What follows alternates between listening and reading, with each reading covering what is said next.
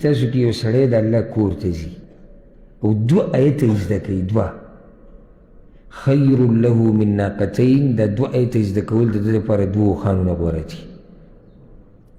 وثلاث خیر له من ثلاث، او درې آیتونه د درې اوښانونه غوره دي.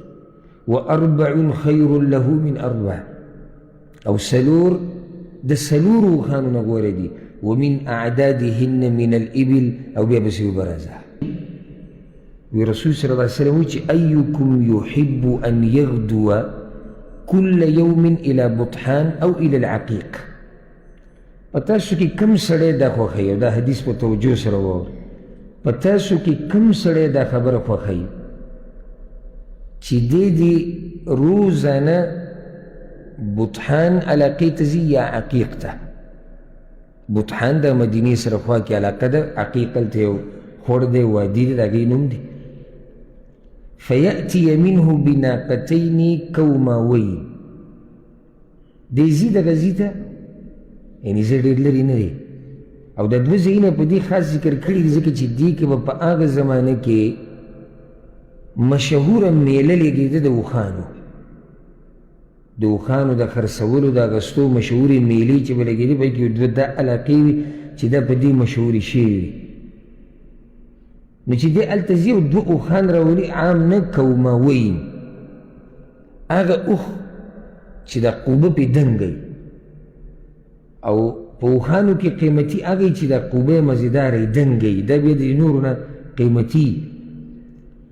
څوک وي دا خوښوي؟ ها عجیبه دا د فی غیر اثم، یعنې دا اوښان به راولي، د سره به پکې ګناه نه به پکې رشتې پرې کېدلي. هغه یا رسول الله نحب ذلک، دا خو هر سړی خوښوي، او هغه زمانه کې خو خوښوي ځکه چې هغه وخت کې خو اوښ یو ډېر اهمیت والا څاروی و.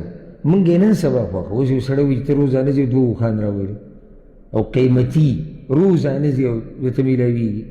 تاسو غواړئ که نه غواړئ؟ اوښ خو لا ګټه خبره چې څوک راته وایي چې کمزوري غوندې کې بیزې دوه میلاویږي چې روزانه ورځي موږ پسې ځو. بیزې غټه خبره دوه چرګان د ورځې درکېږي وباسي، دوه چرګان. زموږ ټول دا خوښوو.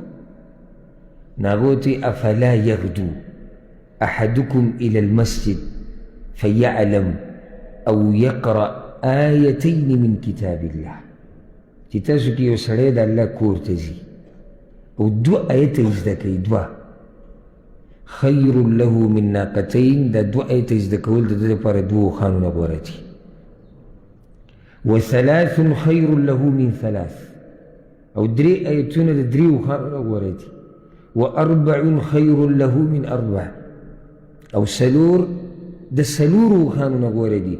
ومن اعدادهن من الابل، او بیا پسې وبرازه چې یو سړی د اول سر نه د اخري سره پورې ناسي، دې کې د قرآن تلاوت هم دی، دې کې د قرآن اورېدم دي، دې کې په قرآن باندې ځان پوه کول هم دي.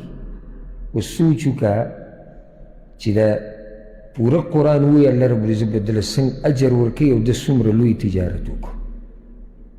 ښه معمولي کتاب نه دی. ګورئ تاسو چې لاس کې نیولی دی، دا معمولي خبرې نه دي، دا د الله خبرې دي. او چې د یو خبرې شان معلومول غواړې که نه، او د یو خبرې اهمیت، نو دا معلومه که چې دا خبره چا کړې ده، بیا به تا ته د خبرې اهمیت معلوم شي. زموږ د مخلوقاتو منځ کې دا مسئله انسانانو، یاره دا خبره د چا ده، د فلاني غټ علم ده. نو چې کله ته وایي چې د فلاني غټ علم ده، نو خبره څه شي؟ قیمتي شي. ته دا خبره زمونږ یو انډیوال لګیا و، هغه دا کوله، دې له څوک توجه نه ورکړي. دا خبره د وزیر اعظم ده، دا د باچا صاحب ده. څنګه خیال دی چې خبرې د الله رب العزت دي؟